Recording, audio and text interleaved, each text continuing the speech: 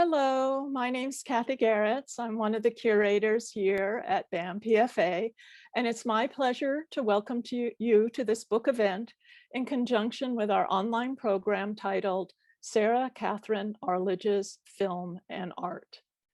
Arledge is a too little known artist who lived and worked in the Bay Area from the 1940s. Her first film was shown in San Francisco's Art and Cinema series in 1947.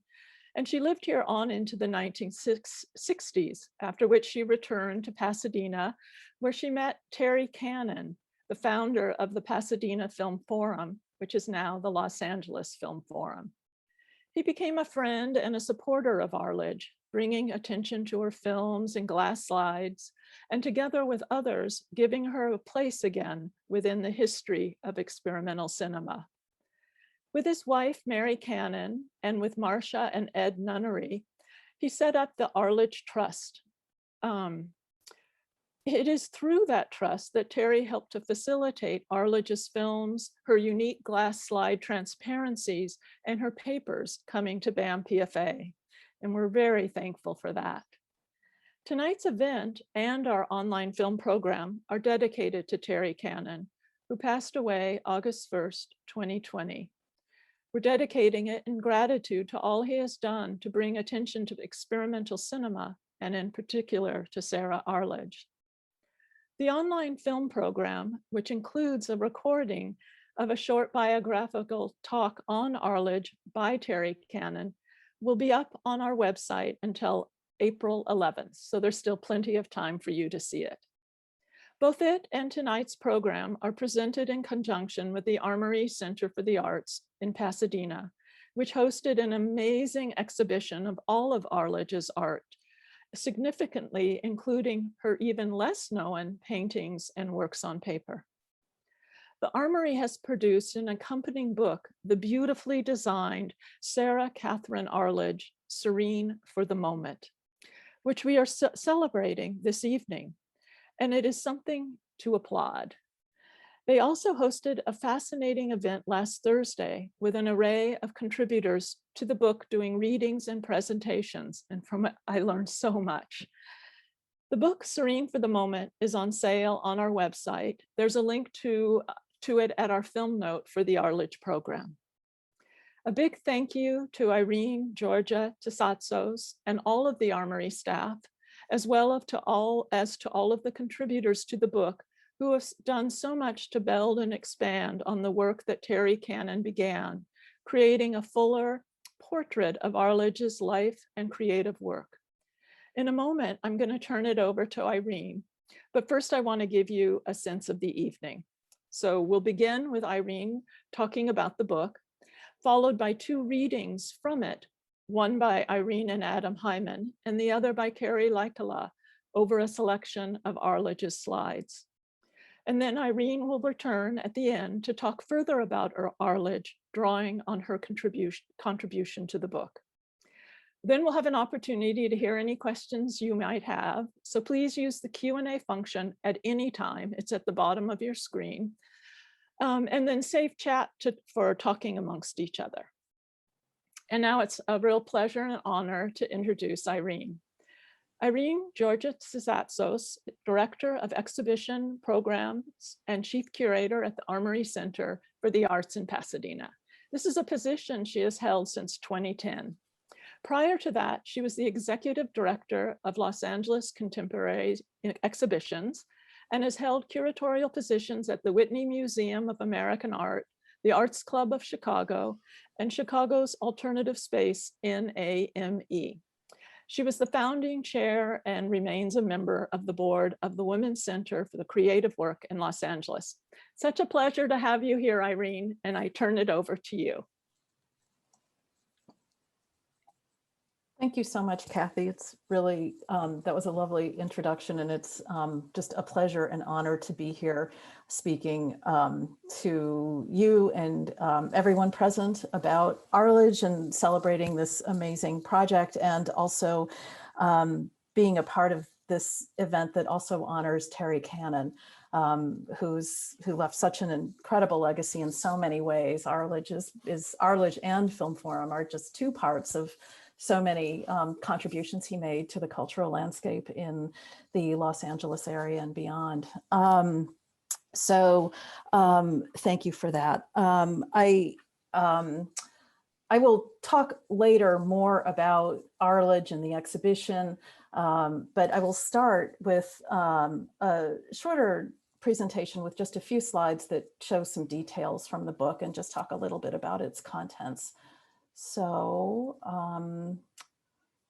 let me share the screen, and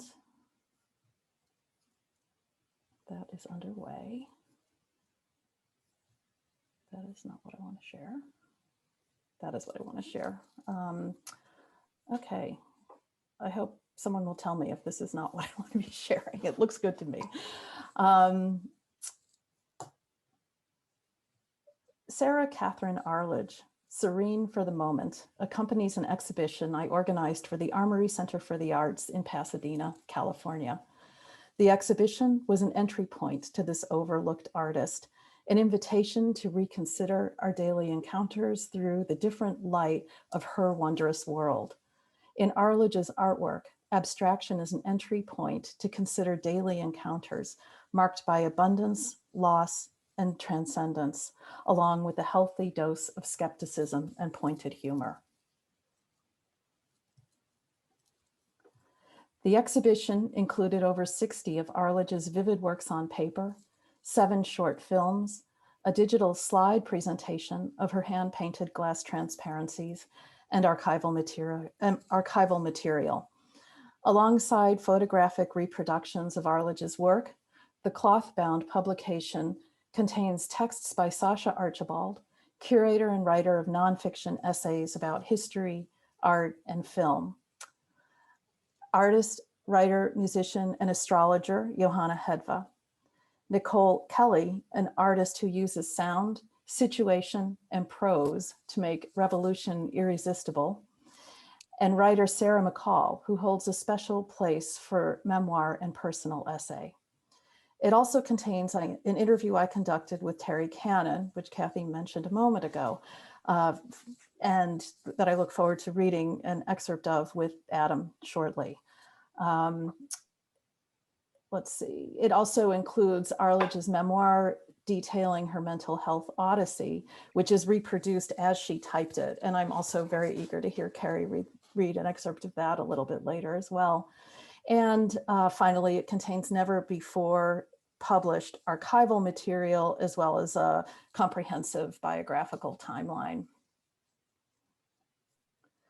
The book was designed, here I'll show the book, I'm sharing screen, I'll show it later. The book was designed by Kimberly Varela of award-winning Content Object Design Studio in Los Angeles. Kimberly brought many incredible innovative solutions to this publication, including binding it in cloth with an embossed cover and integrating the use of papers of multiple weights, textures, and colors. It has 194 pages, measures 10.5 inches high by 7 inches wide, and costs $40. It may be purchased through BAMPFA as well as through the Armory. And I would welcome any additional support with distribution. If anybody listening is a book seller, book distributor, and wants to take on this incredible publication, please let me know. I would also like to note that this publication and the exhibition that launched it are the result of dedicated efforts that extend back decades. Although she produced hundreds of paintings and works on paper, Sara Kathryn Arledge has until now been recognized primarily for her modest output of films. That recognition is due to the efforts of Terry Cannon. Terry's passion for the work of his friend, familiarly known as Sari, led to multiple screenings of her films locally and internationally, as well as mesmerizing slideshows of her approximately 100 hand-painted large format glass transparencies. Upon Arledge's death, as Kathy mentioned, Terry and his wife, Mary Cannon, along with Marcia and Ed Nunnery, formed the Sara Kathryn Arledge Memorial Trust, which supports her legacy and which was a major contributor to the exhibition and to the book. The members of the Arledge Trust have been instrumental into producing this publication. Terry, in particular, was a steadfast champion, tireless and always ready to offer more information, another anecdote, and further clarification. His knowledge permeates this book, and I continue to be honored by his generosity and kindness.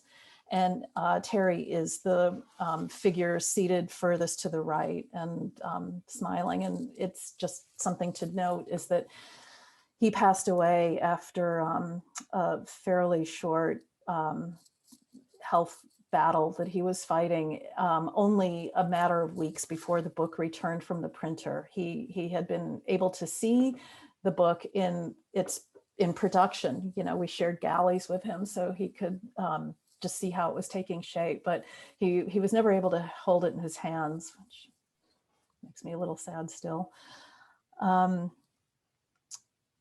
Arledge wrote copiously. In one of her many notes, which are located in BAMPFA's archives, she declared, "Fair is one of my wishes. Justice is one of my actions." Arledge's voice has never been amplified to the degree it deserves. This exhibition and publication aim to correct this oversight and launch further scholarship on the work of this dynamic and deserving artist. Thank you. Okay, and now, thank you, Irene, for that introduction to the book. And now we'd like to bring on Adam Hyman to start the first reading. So since 2003, he has been an artistic and executive director of Los Angeles Filmforum, which, as I mentioned earlier, had originally been founded by Terry Cannon. It's a wonderful showcase for alternative media, which we collaborated most recently with them on when we presented programs from their ISM Experimental Film in Latin America tour, which is an eye-opening series with an amazing array of guests that traveled to various venues. Adam, thank you for participating in this reading the two of you will do. Turn it over to you. Thank you very much for hosting. This has all been really wonderful. Irene, do you? Yeah, I'll launch us. Thanks. All right. Let's see, the following conversation between Terry Cannon and me took place in Pasadena, California on September 17, 2019. It has been condensed and edited for clarity. Introspection, a conversation about the life and work of Sara Kathryn Arledge. Terry, please tell me how you first met Sara Kathryn Arledge. I got a call from filmmaker and film historian Bill Moritz in 1975 or 1976. He said, "Hey, there's a filmmaker that lives not far from you in Pasadena. I just showed one of her films, Introspection, at Art Center. You might be interested in meeting her." There wasn't much written about her work at the time. There was a very important review of Introspection in an essay by Louis Jacobs in Robert Manvell's 1949 book, Experiment in the Film, but that was about it. I met Sara thanks to Bill, and that's when we started our friendship. I came around at a really good time for her because she was in need of an able-bodied person who could come over on a whim for the screenings she held in her house. She loved to show her films and slides, but wasn't very good at setting up the equipment to project the work. She knew she could count on me for that. I was young and enthusiastic. It also allowed me to get a good sense of the way she liked to share and discuss the work. When it came time for me to present her work publicly, I had a good idea as to what she would like. You founded Pasadena Filmforum, and the organization was critical to getting Arledge's films and projected slides seen by other experimental filmmakers and organizations around the country. When did you begin presenting her work publicly, beyond the screenings at her house? When I started Pasadena Filmforum in the mid-1970s, I was very aware of Frank Stoffaker's Art and Cinema series at the San Francisco Museum of Modern Art. It was a landmark series featuring the first major post-war screenings of experimental films on the West Coast. But I didn't know many of the filmmakers who had screened their work there. There were only a few around. Arledge was one. When we first showed Sara's films, which would have been 1976, I believe, we recreated her Art and Cinema program from 1947. For me, it was a great way to highlight the roots of experimental film programming on the West Coast. When we showed What is a Man in 1978, it was the first public screening of the film, even though it had been completed 20 years earlier. It resonated with Barbara Hammer and other feminist experimental filmmakers who were looking to the past and discovering women working in an almost exclusively male medium. Naturally, they were really drawn to Sara's work. At the same time, Sara began to distribute her films through co-ops like Canyon Cinema in San Francisco and the Filmmakers Co-op in New York. This allowed for a new generation and an international audience to be exposed to her work. I remember one night when we screened Sara's films at Pasadena Filmforum, Pat O'Neill was in the audience. Pat, of course, was one of the godfathers of Los Angeles experimental film in the 1960s and 70s, very widely admired. He was sitting directly behind Sara while What is a Man was being shown. He reached over to her and said, "That is one of the most advanced films I've seen from that time period." He was blown away by it. She wouldn't necessarily say it, but I think she loved the attention the work generated. At the same time, she held a strong conviction for her work.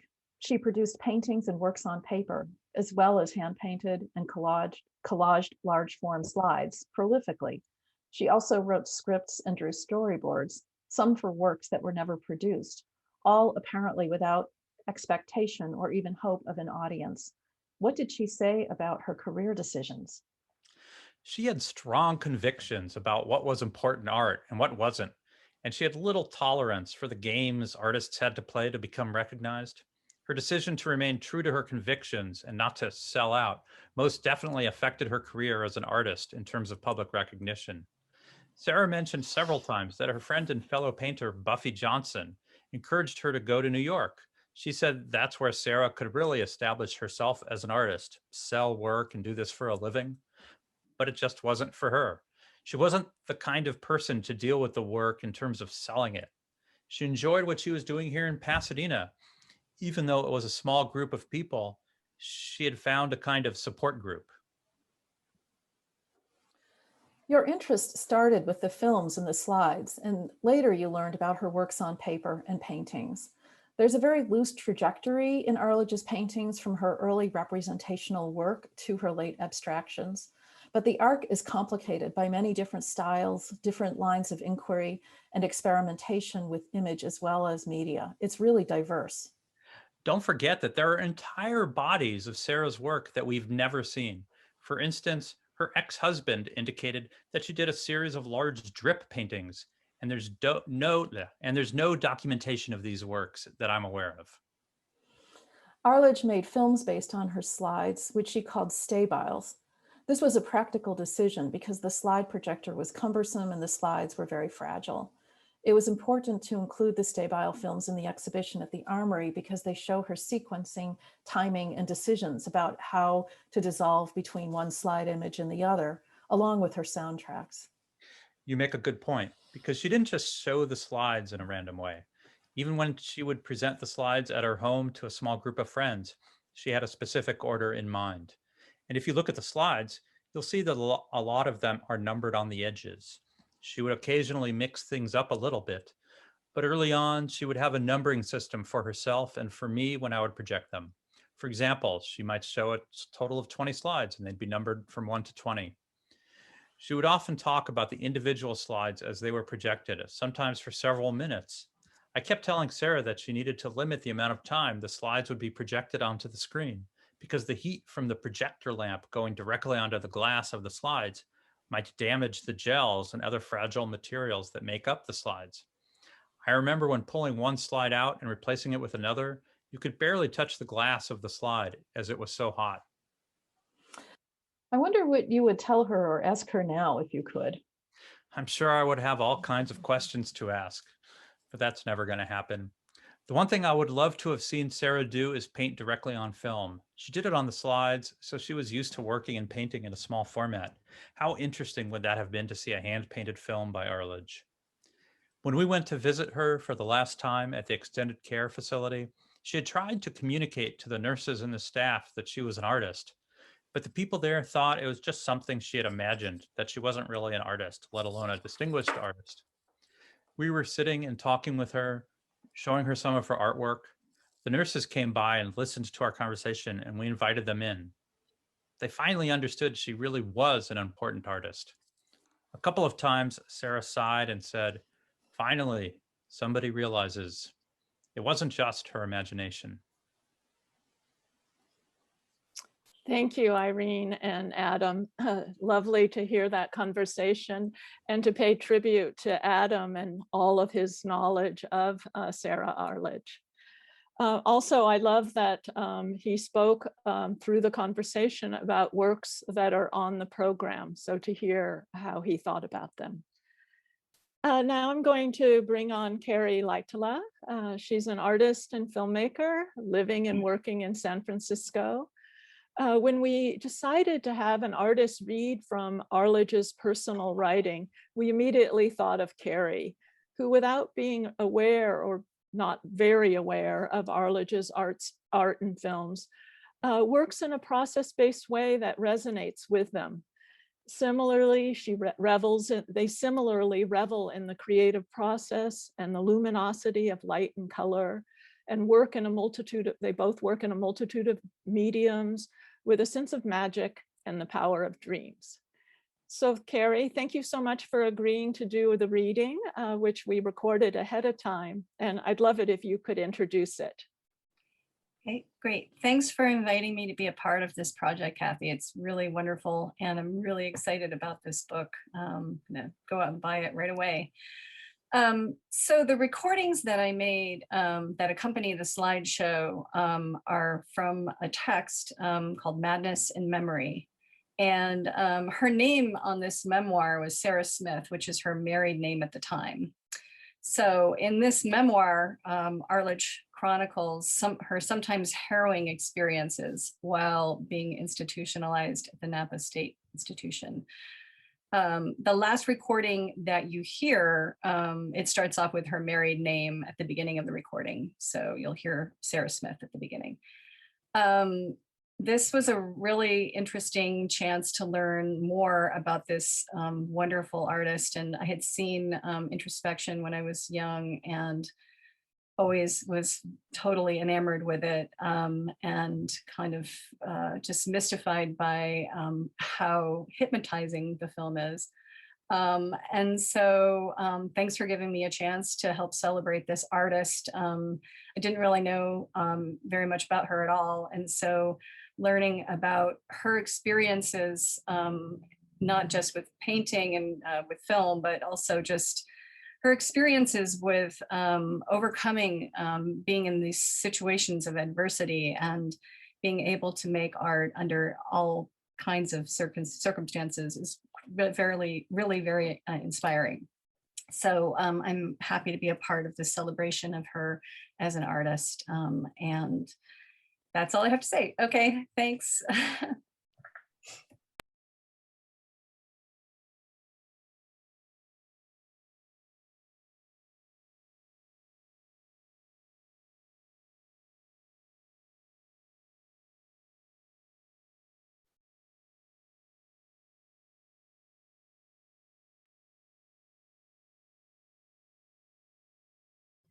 After I had been in chains for about 2 days and nights, the nurse took them off. Passively, I wondered, why had she put them on?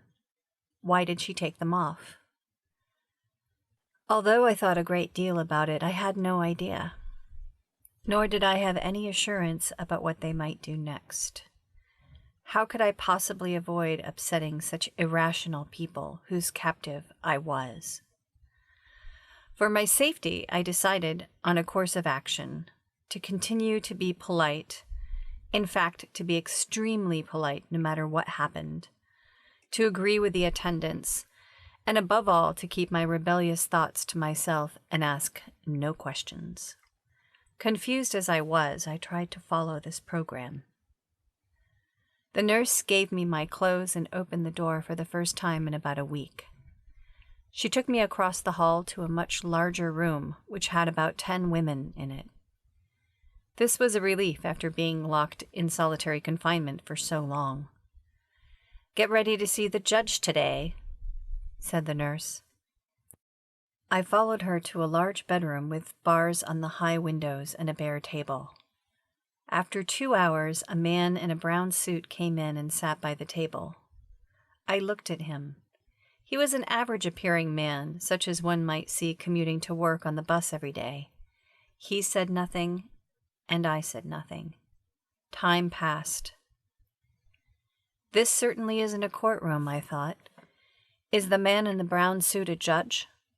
I thought not. No robes, no courtroom manner, and no legal papers. No, he isn't a judge, just one of their gang. After a long time, I said, "You may go now," and silently the judge left.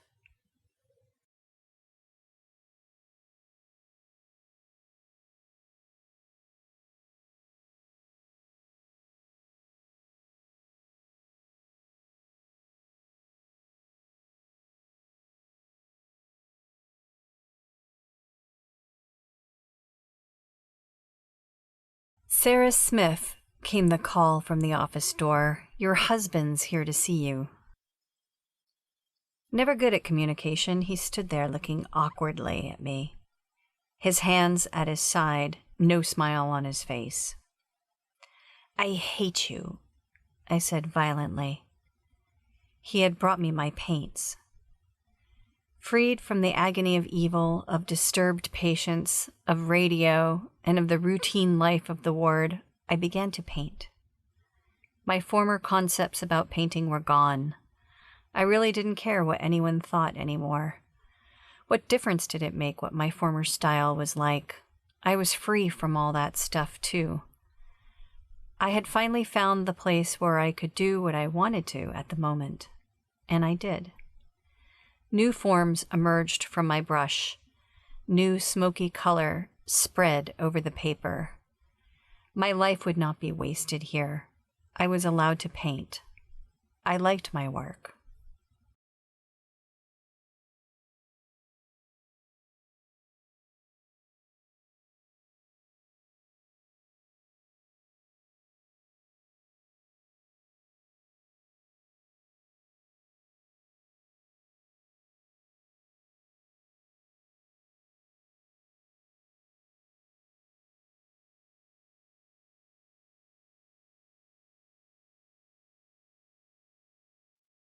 Madness in Memory, Part 4. When I was to be transferred to another ward, Miss Goodwin told me that Dr. Merck wanted a painting to remember me by. I was furious that this woman, who had never spoken to me and had given me all those shock treatments against my will, should have the nerve to ask for a painting. But I was afraid to refuse her. She could decide in favor of more shock treatments, or when I would go to conference where it would be decided when I could go home. Speechless with rage, I handed Dr. Merck a little scrap of paper with paint on it.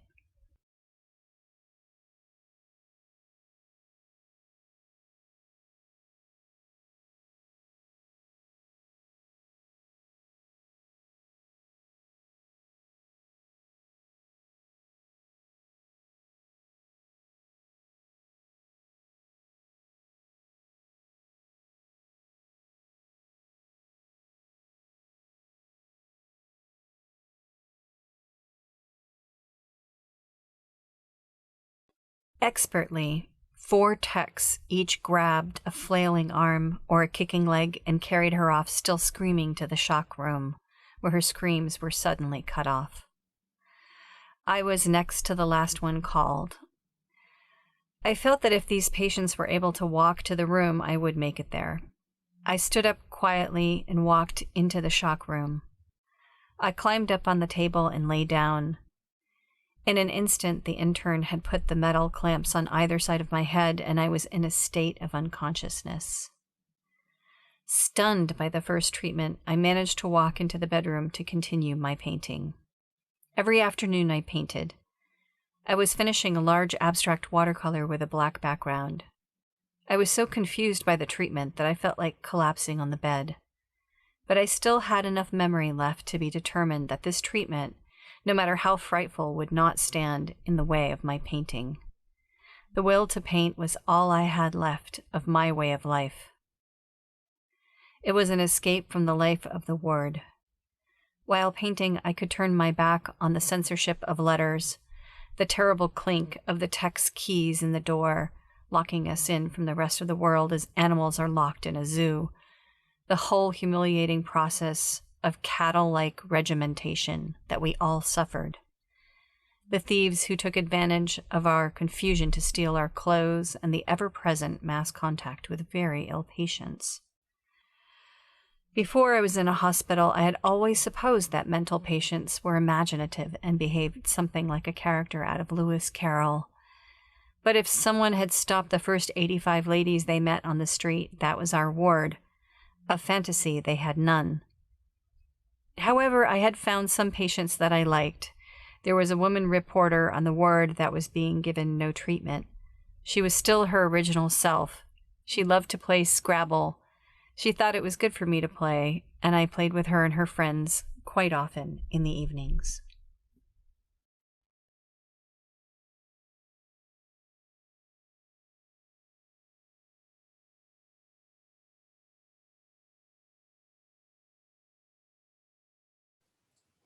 Hello, Carrie, that was amazing. Just stunning, stunning reading, and beautiful, as you noted in our comments, beautiful pairing of images and text. It's just so wonderful to hear that read aloud. Thank you. Arledge's life, Arledge's work, I was so drawn to when I first saw it, but her life too was something that was really, really part of the draw. I have to say, the experiences she had, you know, as a young parent in an unhappy marriage, an artist, you know, making her way in a not particularly friendly art environment. Her affiliation with communism, which is noted in the archives, her institutionalization against her will and the kind of aftermath of that, all of these things, the personal setbacks throughout her life, yet her, her ultimate, I don't know, position as somebody who, you know, being able to produce her work and finding a community within which to produce it. The whole story, I think, is just incredible. Obviously, in addition to the work, you know, having both of those things be so compelling has just kind of carried me through this process all along. And I will share my screen now and talk a bit more about the exhibition and Arledge. And I have slides that are really kind of intersperse works of Arledge's, images from the exhibition, and pages from the book. So you'll see, and like the exhibition, actually, the slides don't follow in a chronological sequence. The exhibition had a different organizing principle to it. And so yeah, just, it's not going to be a chronologically ordered presentation. So let's see.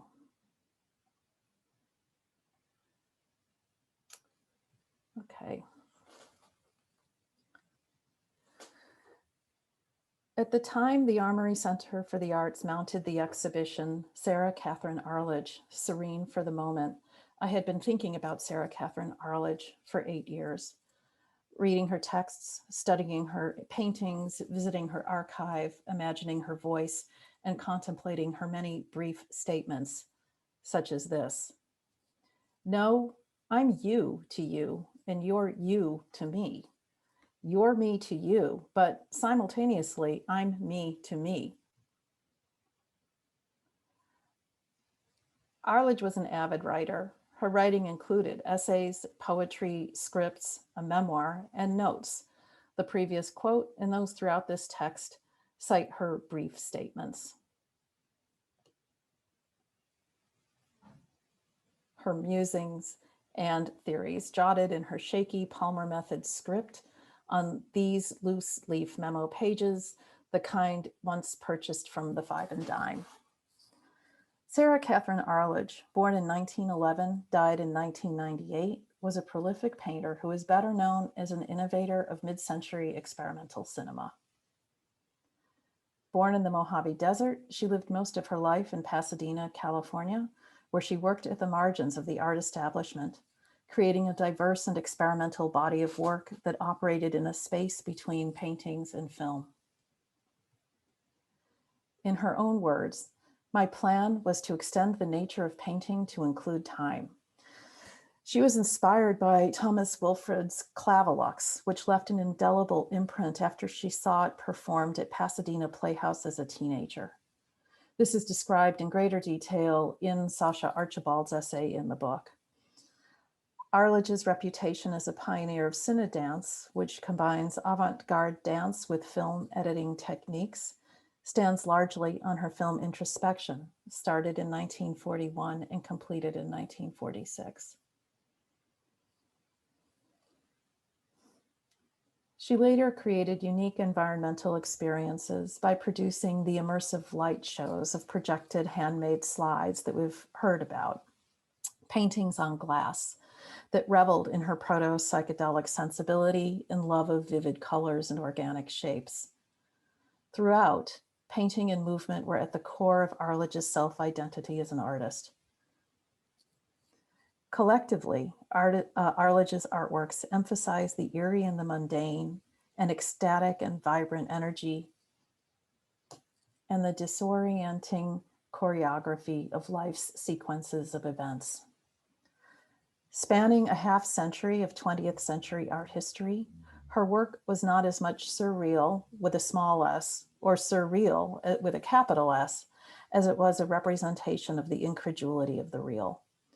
Like Maya Deren, whom she met and to whom she has been compared, Arledge refused the term. Incidentally, and a subject for discussion elsewhere, because of her greater recognition, Deren is often assumed to have influenced Arledge, yet Arledge's earliest film work was produced at the same time as Deren's, and the two were in correspondence during that period and shared their work with one another. It's unclear who influenced whom.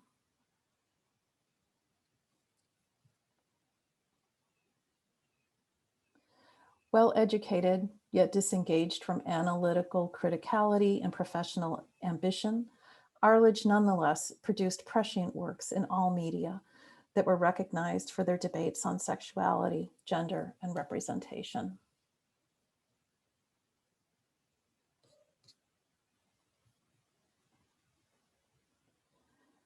They were steeped in an ambivalence towards spirituality and offered pioneering form and content to developments in experimental film.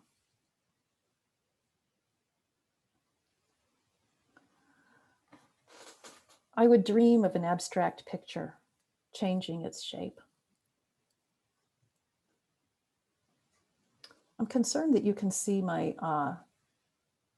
my Zoom profile here. Is that happening? Oh dear. I guess not. I will. Okay. Let's see. As a young artist just out of college, Arledge traveled throughout the southwestern United States with her teacher and mentor, Anita Delano, another under-recognized pioneering woman artist in Los Angeles who was the first female faculty member in UCLA's art department. There she made Arledge,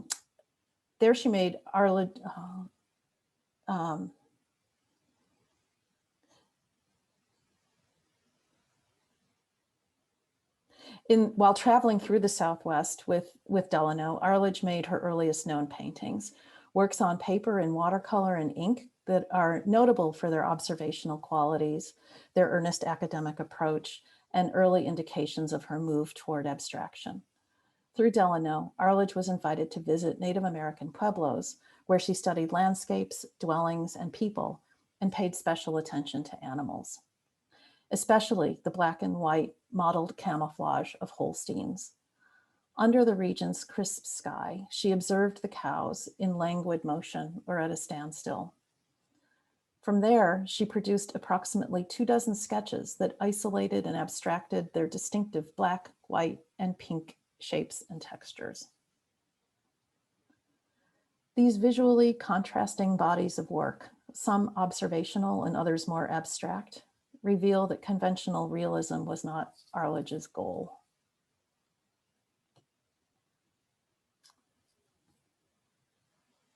Among the 1930s cow series is Untitled Cows in Ring, which you can see on the bottom left on this spread from the book. In this expressive rendering of a livestock show, quick lines and smudges and shades of gray serve as shorthand for the slow movement of cattle in a pen, and even briefer dashes of color stand in for the humans behind them. Everything lists to the right as cows, people, and the poles of the arena, and even the mountains in the distance are swept into the slow clockwise movement in the ring. Untitled Cow from Side on the lower right depicts a stately bovine. Her markings are a bleed of blacks, and the white of her muzzle dissolves into the page itself as if evaporating into air. The bushy switch of her uncropped tail and her flaccid pink udders morph into orbs that foretell Arledge's later cytoplasmic universes. In the incredible untitled cow spots on the upper right, the telltale black and white markings shift into a collage of fluid, high-res abstractions. The voids Arledge discovered in forms and colors of the cows carried her throughout her life's work. The plays of light and form in Arledge's early works forecast her later abstractions on paper. She always circled back to humanoid forms. She used the term humanoid in her notes, creating fantastical anatomies that speak to ideas of gender desire, sacrifice, repression, liberation, and transcendence. Numerous works feature exaggerated markers of gender. In 1953's Angry Man on the left, the figure's wildly unfocused eyes, sharpened teeth, and stiff, bald dick flaunt the titular figure's id, whereas Untitled, Nude Woman of 1953 on the right depicts a rotund woman with rolls of jiggling flesh and a voluptuous vulva.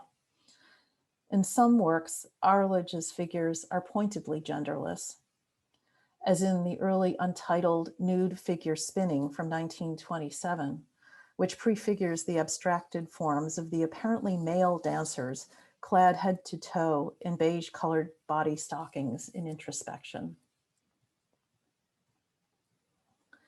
In Untitled Three Nudes Dancing in Grass, dated 1956 to 1962, three lopsided figures with bendy limbs and beak-like faces can be construed as mammalian females solely by thin lines that limn breasts.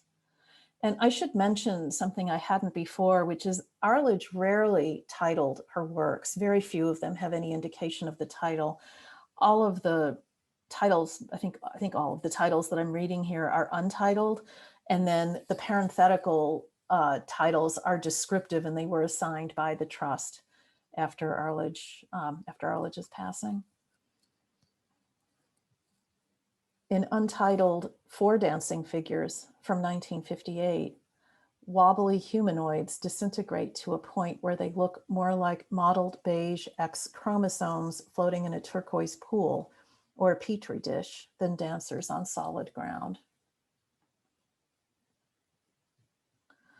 Arledge was unafraid of uncertainty and inconsistency, and she embraced the disorienting choreography of life's events. Usually I have nothing in my mind, perhaps a color combination or shape. Then, as I work on it, things may appear to me. I decide whether to bring them out more clearly or leave the painting in an uncertain state. I do enjoy uncertain states of mind. In her later paintings, she used bold black ink to frame, paint over, and create layers of visual tension and mystery in her bright watercolors. In Untitled Moon, Two Figures, Lilies from 1964, two humanoids hold hands as they hover slightly above a disc of green ground and gaze at each other and toward a watery blue orb in outer space, perhaps the planet Earth. In that sublime void, 6 moons are suspended in the pitch dark sky, and the two figures are dwarfed, improbably, by 3 enormous and vivid lilies.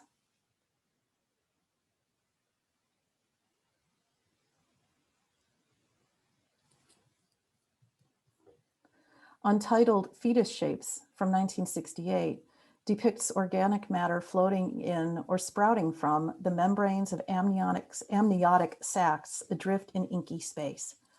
Vascular lines cohere into tree-like forms or plant roots, and washes of pale pink harken back to the udders of Arledge's earliest cows. Black becomes a character in some paintings, engaging with Arledge's lurid forms and ecstatic, vibrant expressions of motion and color.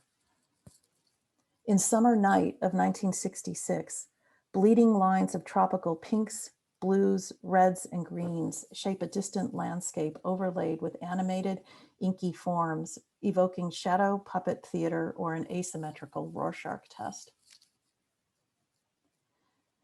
In the rare two-sided work Untitled, Abstract Over Color from 1966, blended globules of cerulean, cadmium orange, ochre, and vermilion drift horizontally in a sea of darkness.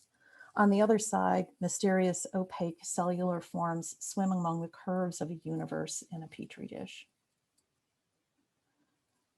Another two-sided drawing from 1966, Untitled Black Over Colors, is even more unusual because it incorporates collage and because it is round, like a disc. And you can see it here kind of in the lower center of the screen. As in other works Arledge produced during this period, it features rich blacks and brightly colored proto-psychedelic forms that appear to dance. But in this work, depicted motion merges with actual motion, as one imagines Arledge holding the finished work in her lap and spinning it like a toy.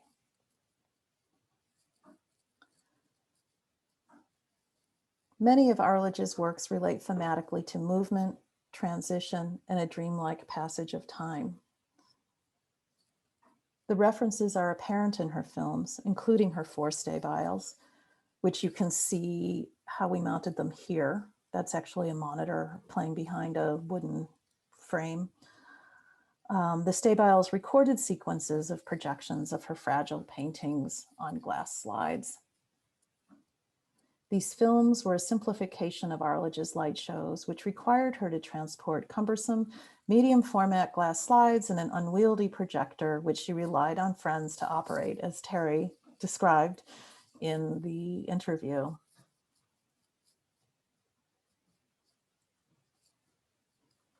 Movement is also the basis of the dynamic, impractical storyboards for Arledge's uncompleted films, Lions Don't Eat Lovers and From the Void or Out of the Void. In each instance, Arledge started to format the storyboards in a traditional linear sequence, like a comic strip, with line and gouache drawings annotated in her spidery script. But some panels could not contain the depth of thought and range of imagery she intended to convey, so she taped additional panels on top of one another, creating storyboards that are literally, not just metaphorically, multi-layered. It is my ardent desire to see Lions Don't Eat Lovers and From the Void or Out of the Void produced as performances for films. If anyone listening is interested in working with me to bring this to fruition, please let me know. And this is an image of some of the archival work and earliest drawings and the scripts over here in one of the rooms at the Armory. Arledge's contortions of time and space through the bold claims and quiet tensions of her abstractions of forms, figures, and landscapes have been compared to the works of surrealist painters and filmmakers. But the iconoclastic Arledge took the path of greater resistance and rejected the affiliation that might have brought her broader acceptance and recognition. She did not believe in the surrealist precept of the unconscious mind directing action. If your behavior is rooted in the past, it may obstruct the motion of the present, was one of her brief statements. Rather, she held that time itself is a medium, one that is understood through individual intersubjectivity, that is, an understanding of one's self with respect to the other. Her representational and imaginary forms, internal and external landscapes, indications of absence and presence, and tangible and metaphysical voids are better understood as representations of a consciousness about the incredulity of the real. People always seem to seek something more interesting than life, she said. In art and life, I have fled any certain conclusions. As soon as I know the plan, I quit and move on to something more absorbing and interesting. Thank you. Thank you, Irene. It was wonderful to get that exposure to her paintings and painted drawings, which really us up in the Bay Area haven't really known. And so to see how they were displayed in your exhibition and then how wonderfully one can keep revisiting them in the book is just great. And I also appreciated hearing her voice through her writing. So thank you for including her brief statements. I would like to welcome everyone back. Adam, are you there? Yeah. Great. So far, we don't have any questions. So anybody in the audience who may have a question for the panelists? I did want to ask Irene how you first learned of Arledge. Was it through Terry or was it through her drawings and paintings? It was back in around I want to say 2011. And at that time, a lot of, Adam will remember, a lot of LA's art world was consumed, or I guess Southern California's art world was consumed by work on the Getty's Pacific Standard Time Initiative, which was the first of subsequent iterations of that program of the Gettys. And that first iteration of PST was really focused on Southern California cultural history, like basically 20th century, I think that's right, 20th century cultural history. And so a lot of artists were coming out of the woodwork in super interesting ways. And I had just started at the Armory, and there was already a project underway, an exhibition that had been organized by two guest curators, Claudia Bone-Spector and Sam Mellon, who did a project on Wallace Berman and Robert Heineken, which was incredible. And also for me personally, a great way to start at the Armory, because Robert Heineken was faculty in photo, obviously, at the School of the Art Institute of Chicago when I was there. So he was a teacher of mine. So that felt very like a kind of strange homecoming. But in any event, a young dealer, no longer with a gallery in LA, and she's since kind of moved on from the art world altogether. Her name is Leila Katsu, had found Arledge's work, basically, you know, chasing a footnote and text she was reading on something else altogether. And she contacted me about showing the work, and it was way too late. You know, we were already deep into Berman and Heineken, and you know, it is such an amazing thing, but we couldn't take it. But I became really interested, and then she and I imagined initially that we would be doing something together, but she, you know, just kind of defected from the art world and went into a whole other way of working, and kind of gave me everything that she had, you know, the 4x5 transparencies, the slides, the stories and information, the introduction to Terry, whom I probably had met, but certainly not in this capacity. And, you know, this was really where I began to get to know him, as well as Mary and Marcia and Ed. So that's the origin story. And I knew that I wanted to obviously work with Arledge, and I did a small show, I want to say in like 2014 or something, that was a group exhibition that showed her work with Jim Shaw, well-known Jim Shaw, and Charles Irvin. Charles is a fantastic painter who's getting more recognition, more well-deserved recognition now in LA, but showed her with the two of them, thinking it would be kind of an introduction to what became the show that happened. Oh, great. Show, Well, yeah. We're lucky that you got that introduction. I am grateful to Leila. Yeah. Do you have any sense, both Adam and Irene, of the exhibition placing Arledge in LA's history in ways that have resonated, or is she talked about has she begun to be talked about as part of sort of the Los Angeles film history and art history? Do you want to start, Adam? Well, in one sense, well, it actually goes back briefly to that alternative, to the Pacific Standard Time Initiative of 2011, 2012. And Filmforum did a series called Alternative Projections, Experimental Film in Los Angeles, 1945 to 1980. And we've, of course, included a couple of Arledge's films in that series, worked with Terry.